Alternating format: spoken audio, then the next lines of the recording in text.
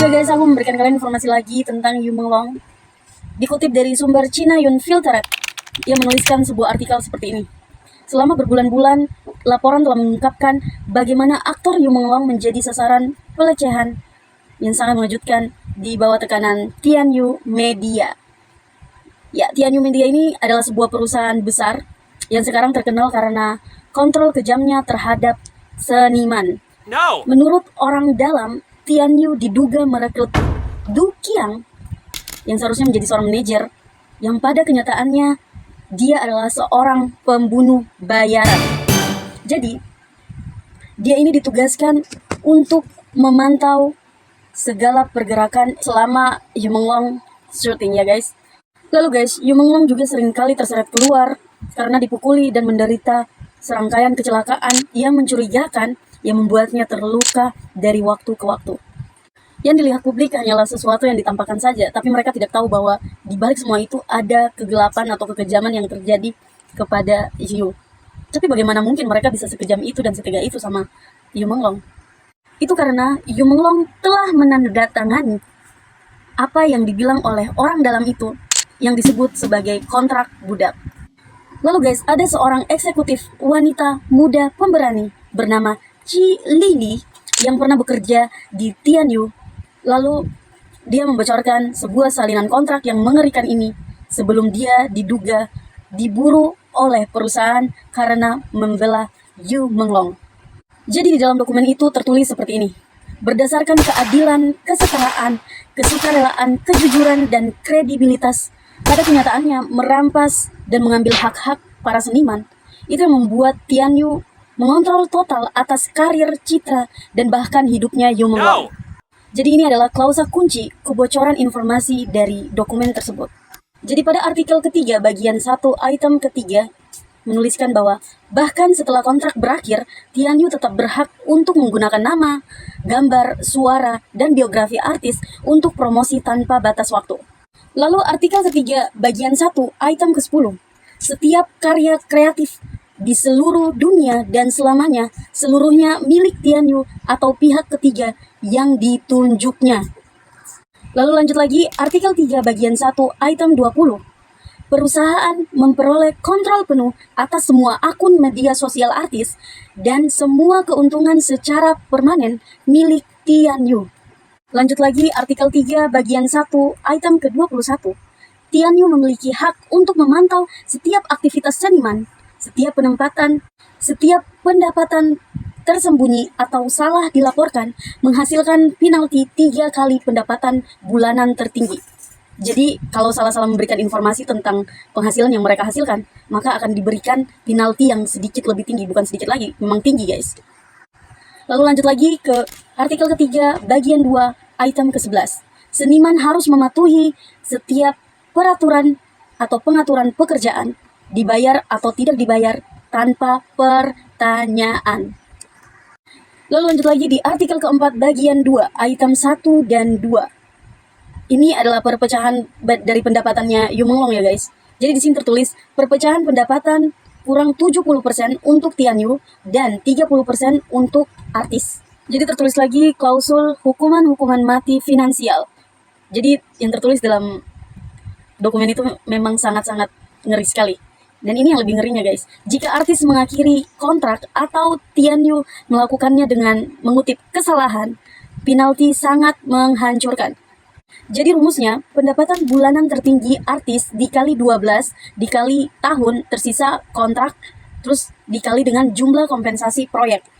Jadi total ini harus dibayarkan penuh dan segera gitu ya. Untuk Yu Menglong, pendapatan bulanan utamanya sekitar 20.000 yuan sama dengan 2.800 US dollar. Perhitungan untuk 2 tahun yang tersisa, lalu dikombinasikan dengan klausa kompensasi proyek, melonjak menjadi 200 juta yuan atau sama dengan 28 juta US dollar. Itu yang membuat dia tidak mungkin dapat melarikan diri guys. Lalu seorang kenalan luar negeri yang pernah dengan sayang memanggil Yu saudara kecil mengatakan kepada seorang teman komentator Lee bahwa Yu tidak pernah meninggalkan Tianyu Media hanya karena dia tidak mampu membayar biaya penalti yang tadi aku sebutkan di atas. dan dia terjebak. Dia dimiliki seutuhnya seperti sebuah properti, guys. Jadi bisa dikatakan tragedi zaman modern ini setelah Yu menandatangani kontrak itu, nasibnya pun dimateraikan.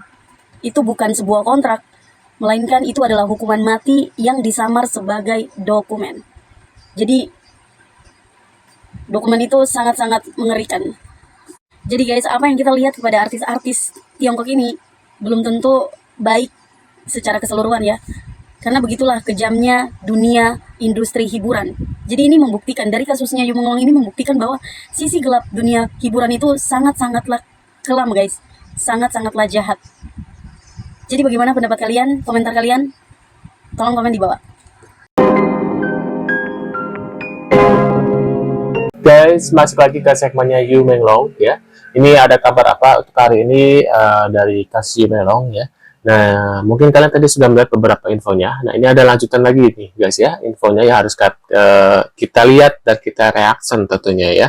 Kira-kira kabarnya ada seperti apa aja? Yuk langsung kita simak. Buat kalian baru mampir, jangan lupa bantu subscribe dulu ya, guys ya. Dan kita tonton bareng-bareng infonya, guys. Fakta tersembunyi di balik headset yang selalu dipakai oleh Yu Menglong. Banyak netizen yang telah mengira kalau Yu Menglong memakai headset itu untuk mendengarkan musik. Namun pada kenyataannya, Yu Menglong itu ternyata telah dikendalikan oleh seseorang melalui headset tersebut.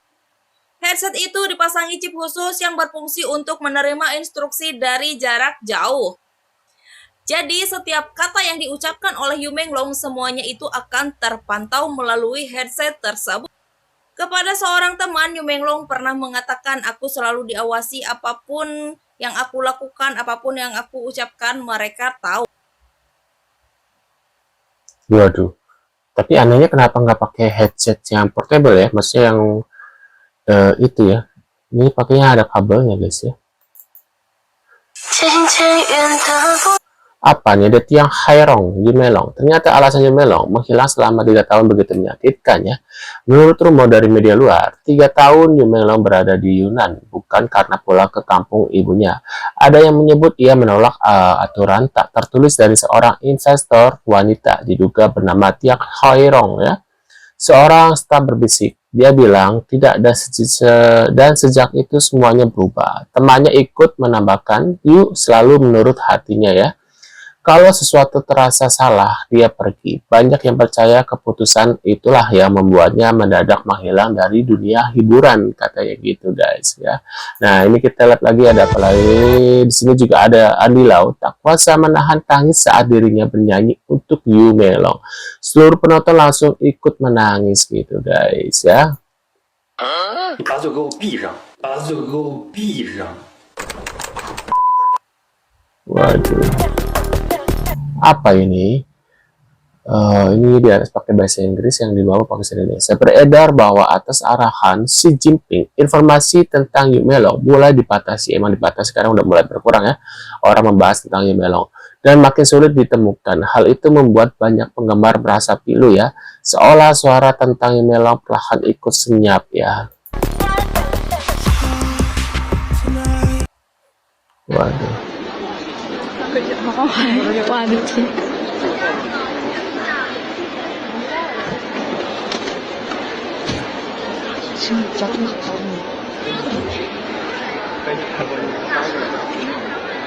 你们离这么近拍，能把你们哥哥拍的好。感觉拍。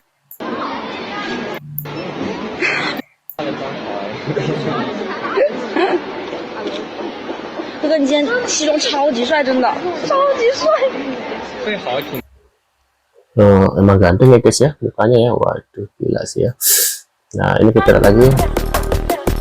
Ini ada dulu wajah Yu Menglong begitu mulus dan bercahaya, katanya, guys ya. Kini tampak bekas yang membuat banyak orang bertanya-tanya. Tak ada yang tahu apa yang sebenarnya terjadi.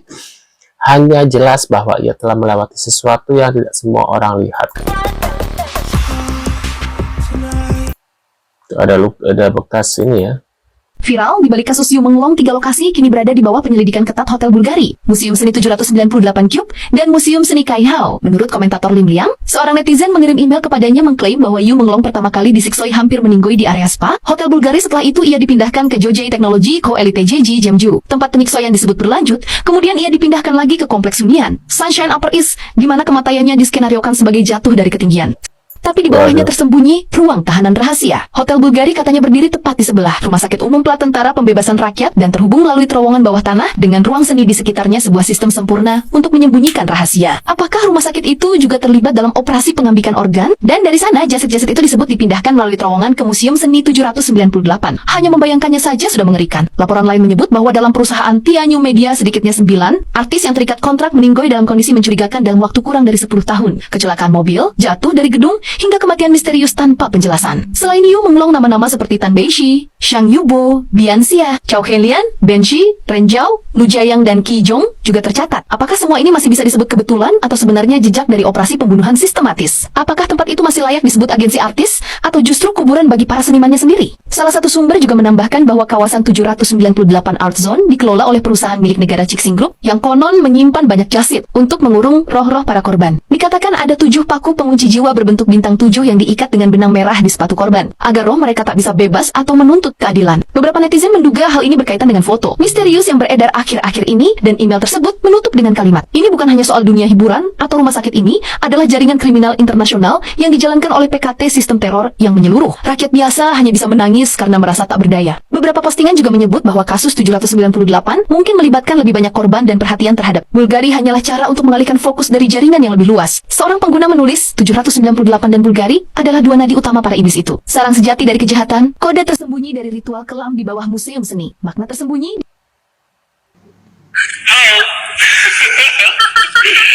Halo, 小晴同学。Halo, 蒙哥。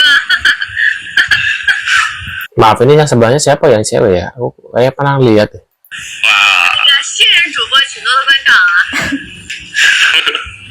我们现在要连麦了啊，我们已经连麦了。是的。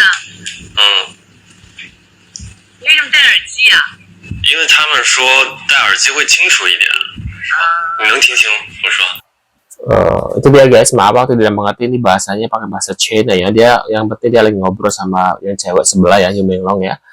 Nah, menurut pendapat kalian gimana tentang info ini guys? Mungkin kalian bisa komentar ya, reaction kalian.